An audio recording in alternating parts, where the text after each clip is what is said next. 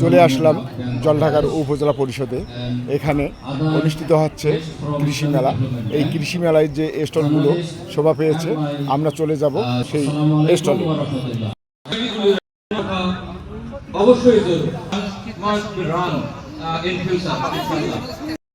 আসসালামু আলাইকুম, আমি স্মৃতি সান্তনা, ইএসডিও পিপিইউ প্রকল্পে সহকারী কারিগরি কর্মকর্তা লাইভলিহুড পদে আছি।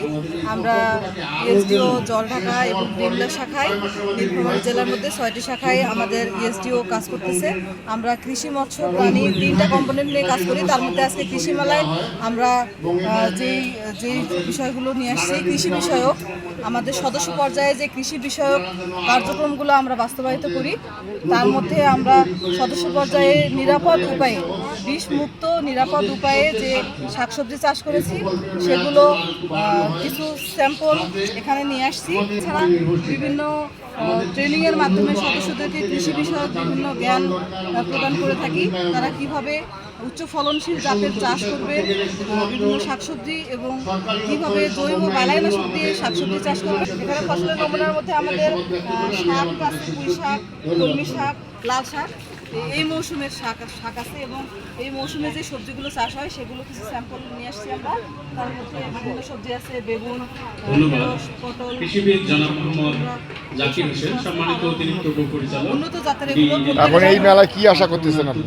আমরা আশা করতেছি এই কৃষি মেলার মাধ্যমে আমাদের এই যে নতুন নতুন প্রযুক্তিগুলো মানুষ দেখবে এবং এখান থেকে অনেক কিছু, অনেক জ্ঞান নিয়ে বাস্তবায়ন করবে।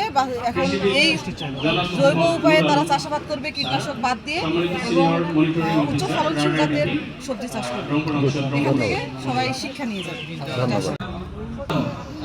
আজকে এই রংপুর বিভাগ কৃষি ও গ্রামীণ উন্নয়ন প্রকল্প প্রথম সংশোধিত এর আওতায় 3 দিনব্যাপী যে কৃষি মেলা হচ্ছে, কৃষকদের উদ্বুদ্ধকরণের মাধ্যমে আমাদের যেটা এখানে খামার যান্ত্রিকরণের যে স্টল, এখানে হচ্ছে রাইস ট্রান্সপ্লান্টার, কীভাবে অল্প সময়ের মধ্যে ধানের চারা রোপণ করা যায়, কীভাবে ধান কাটানো যাবে, এটি কৃষকদের উদ্বুদ্ধকরণের মাধ্যমে কীভাবে কোন যন্ত্রপাতি ব্যবহার করা হবে, এই জন্যই এখানে এই মেলার আয়োজন করা হয়েছে।